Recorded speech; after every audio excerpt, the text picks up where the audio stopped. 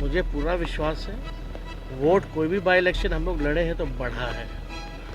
और बौचहा हम लोग पिछले बार लड़े थे, वहाँ से वीआईपी के जो मुसाफिर पासवान है वो जीते थे, वो भी हमारे ही दल के थे, पहले 2020 में गए थे। लेकिन उनके बेटे जो हैं इस बार चुनाव लड़ रहे हैं, मुझे पूरा भरोसा है कि हमारी जीत होगी। एमएलसी का जो बोचहा में उपचुनाव है, उससे पहले नेता प्रतिपक्ष तेजस्वी यादव आज बोचहा रवाना हुए। पत्रकारों से बातचीत करते हुए उन्होंने साफ तौर पर कहा है कि 2-4 दिन का समय और है और आप इंतजार कीजिए, जो परिणाम आएंगे वो राजद के पक्ष में आने वाले हैं। जिस प्रकार से लगातार बीजेपी के बड़े बड़े तमाम दिग्गज नेता बोचहा में डेरा डाले हुए हैं, उन्होंने कहा इससे कोई फर्क नहीं पड़ने वाला है, परिणाम जो है वो राजद के पक्ष में ही आने वाला है। साथ ही साथ जिस प्रकार से एमएलसी चुनाव में जो जदयू तीसरे नंबर की पार्टी बनी है, तो इस पर मुख्यमंत्री ने आज आश्चर्य जताया है। इसको लेकर के तेजस्वी यादव ने कहा कि पार्टी में कोई कंट्रोल नहीं है, मुंगेर की सीट हो या फिर पटना की सीट हो, जदयू वहां से हार जाती है, इस पर मुख्यमंत्री भी कोई कार्रवाई नहीं करते हैं, तो पार्टी में कोई कंट्रोल नहीं रहा है। तो बड़ा हमला किया है तेजस्वी यादव ने। बोचहा निकलने से पहले क्या कुछ कह रहे हैं,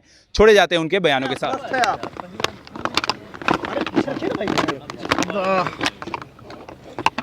बोचहा चुनाव को लेकर के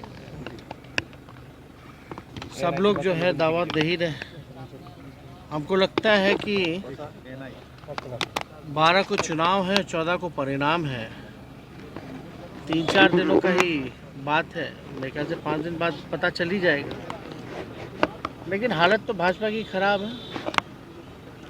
ग्रामीण जो है भाजपा के उम्मीदवार हों या उनके नेता हों, बोचहा ग्रामीण के लोग वो तो भगाने का काम कर रहे हैं उनको।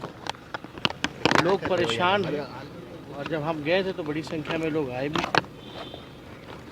और कहीं ना कहीं से उन लोगों की डर और चिंता है कि पूरी ताकत जो है बौचहा चुनाव में उन लोगों ने उतारने का काम किया। सारे मंत्री, सारे विधायक, सब लोग हैं। तो हम लोग मजबूती के साथ चुनाव लड़ रहे हैं और मुझे पूरा विश्वास है कि सब लोगों का आशीर्वाद जो है, राष्ट्रीय जनता दल के जो प्रत्याशी हैं अमर पासवान, उनको मिलेगा। और देखिए, चुनाव है तो सब नेता का जाना फर्ज भी बनता है, सब लोग जाते हैं वोट मांगने। लेकिन हमको आज तक समझ में नहीं आया कि भाजपा के लोग जब भी जाते हैं तो किस बात पे वोट मांगते हैं। महंगाई, बेरोजगारी, शिक्षा, चिकित्सा, किस नाम पे, या बिहार विशेष राज्य का दर्जा, आखिर किस नाम पे ये वोट मांगते हैं। हमको तो कोई काम नज़र आ नहीं रहा, ना वहाँ की जनता को नज़र आ रहा है। अगर काम के मामले में अगर बात की जाए तो साफ तौर पे बौचहा की जनता जो है मौजूदा सरकार को, एनडीए को नकारने का काम करेगी। और जो एमएलसी का जो चुनाव भी हुआ, आप देखिए ना, पश्चिम चंपारण में उप मुख्यमंत्री, प्रदेश अध्यक्ष भाजपा के, एमपी, वो चुनाव हारे। इधर राष्ट्रीय अध्यक्ष जदयू के जो है वो चुनाव हारे। आप सुपौल कोसी वाले सीट की बात कीजिएगा तो मंत्री की बीवी जो है वो चुनाव हारी। और जहां बड़े नेता, कद्दावर नेता जदयू के आते हैं, जो विजेंद्र यादव मंत्री हैं, वो चुनाव हारे। तो ग्राफ देखिएगा तो हमारा बढ़ा है, उनका घटा है। तो मुझे पूरा विश्वास है वोट कोई भी बाई इलेक्शन हम लोग लड़े हैं तो बढ़ा है।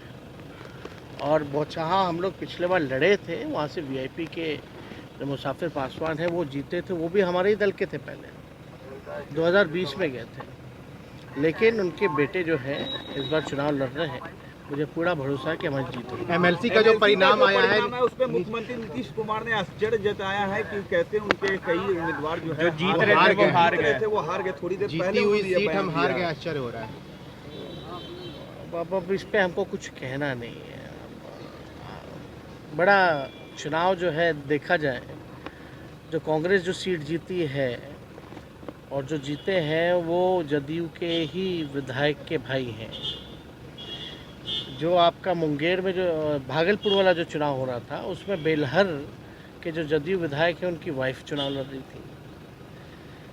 तो हमको तो इस पर कोई टिप्पणी नहीं करना, लेकिन ये साबित होता है कि पार्टी में उनका कोई कंट्रोल नहीं रह गया।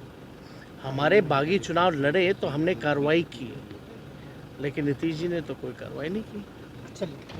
एक सवाल है बस कि सम्राट अशोक को लेकर बीजेपी जेडीयू में सियासत चल रही है। बीजेपी ने कल शक्ति प्रदर्शन सम्राट अशोक को लेकर के बीजेपी और जेडीयू आमने सामने आ गई। अब हमको इस पे टिप्पा टिप्पणी नहीं करना। ये लोग थोड़ा काम पे क्यों नहीं ध्यान देते? औरंगाबाद की एक घटना है, औरंगाबाद